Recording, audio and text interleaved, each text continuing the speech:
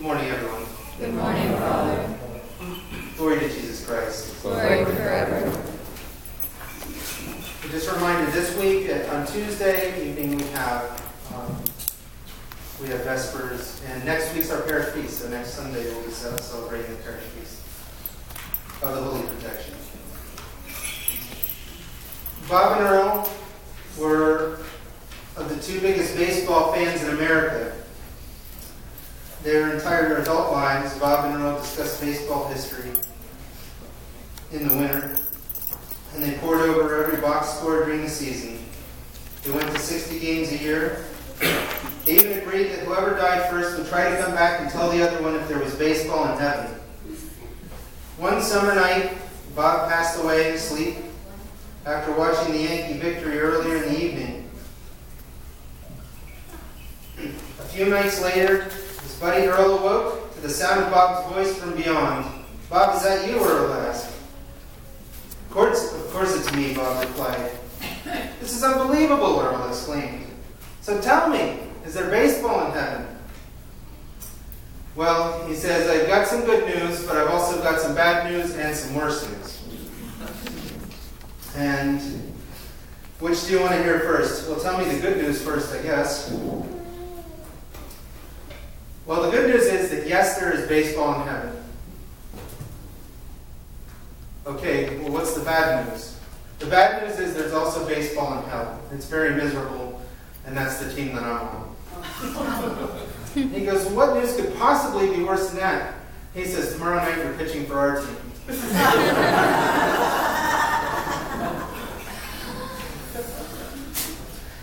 So, this is why we come regularly before the throne of God to pray, "Lord, have mercy."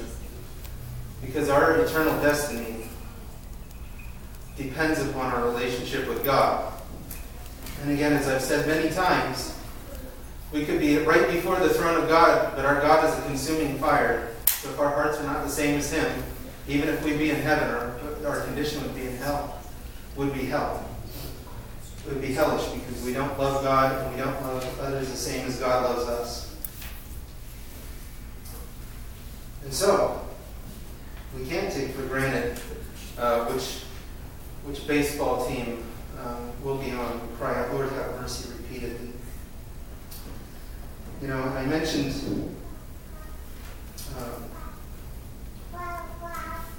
last week about Peter, and the reading, of course, was about how Peter didn't believe, they've been fishing all night, he didn't believe Jesus. When he said, "Cast the nets in the thing." It's like, really? We've been fishing all night. We haven't caught anything. We're the fishing experts, Lord. No offense. You take care of the spiritual business. And Jesus says, "Just let down the nets." "Okay, all right, fine, we'll let down the nets." And they let down the nets, and they burst and almost sinks two ships right eventually. So they caught so much. And Peter says, "Forgive me, Lord, I'm a sinful man." That is the attitude we must have. Because a lot of times we come with an attitude towards God. We don't like the things that are laid down before us. And the worst part is sometimes when we suffer for our own sins, we start to pity ourselves. Well, I tell you what, that's a gift from God, because if we're not getting punishment here and accepting it, guess where we're going to be accepted? It's going to be accepted. So accept it for what it is a gift here for suffering for your own sins. It's a gift. Today's reading, well, both of today's readings were of the same spirit. But especially, just as you want people to do to you, so also you do to them likewise. And of course, verses earlier is, "But I say unto you, here, love your enemies, do good to those who hate you, bless those who curse you, and pray for those who spitefully use you." If you really want to learn forgiveness the way Christ does, pray for the benefit of someone you can't stand. Pray for the benefit of someone who really did you in. And for their benefit, that they become a better person even than you. But that you also work on that. that they wind up progressing so much as a person that they get a seat before you in your Heavenly Father's kingdom, and that you're grateful that you're even there. But if you love only those who love you, what credit is that to you? For even sinners love those who only love them. And if you do good only to those who do good to you, what credit is that to you? For even sinners do the same, and if you lend only to those from whom you hope to receive something back, what credit is that to you? For even sinners lend to sinners, hoping for something back. But love your enemies and do good and lend, hoping for nothing in return. Your reward will be great, and you will be children, inheriting children of the Most High. You know, that's why 3 years ago we decided as a church that we were going to do things biblically, totally biblically, in this sense. We were no longer going to be a church of quid pro quo. We were no longer going to ask for the outside to do something that we should do inside. We were no longer going to nickel and dime. We were going to establish proper stewardship. Right? Because many churches, you know, there's festivals and there's sales, and here, years ago, we used to charge for lunches every Sunday. And that destroyed our parish. It absolutely destroyed our parish. And those of you who are here know that that's true, right? And that's because we were doing that thing. We were doing exactly what Christ told us not to. We were giving, expecting something in return, and we were expecting everyone else to do that. We were operating unbiblically and against what Christ commands us. It's not an option, guys. Not an option. It's a command. Doesn't say do good if you feel like it. Doesn't say do the right thing and expecting nothing back, unless you feel otherwise. It's a command. And guess what?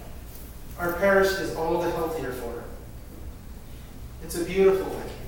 It's all the healthier because we decided to do things the Lord's way rather than our way. But we need to translate that into our lives too, into our workplace and into our homes. A husband and wife, guess what? When you got married, you formed a trinity. The husband and the wife, but there's one head in the household, and that's God. The Lord's in charge. He is the head of the Trinity. That is our lives. And unless God's in charge instead of us, and His commandments ride first in our household instead of us, it will not be healthy. That's the only time it will be healthy. You know, last week I mentioned over in the hall, but a lot of you weren't there, so I'll just bear repeating. You know, I was reflecting on how wonderful the trip to Rome back, but the way back was miserable. It was absolutely, completely miserable. I was detained at customs. I was detained again at security coming in. I said, why, Lord, at the end of this trip, could have had it on the front side or anything else. But that's not the pilgrimage that God gave, is it? And the reason why is because I didn't realize that the pilgrimage didn't end on Saturday morning. Because, you know, Jesus, right, the end of His pilgrimage was not Great Friday. It wasn't Saturday in the tomb. It was resurrection. At the front of the first day. And that's when I realized my pilgrimage ended not that Saturday morning, but Sunday, because my pilgrimage was never to Rome in the first place. My pilgrimage was right here to be with you for the resurrection. On the third day.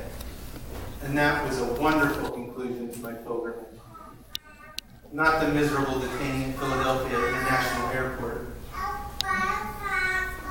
Not to name names, but In any case, not my favorite airport, but it was in fact here with you. And it was truly a marvelous day, a resurrection, and it still is. We're still on the pilgrimage, and I'm glad you made the pilgrimage here with me again today. May God lift you up the whole week, beginning with today, His glorious day of resurrection. And may you from today until eternity be lifted up in that same resurrection. In the name of the Father, and of the Son, and of the Holy Spirit. Amen.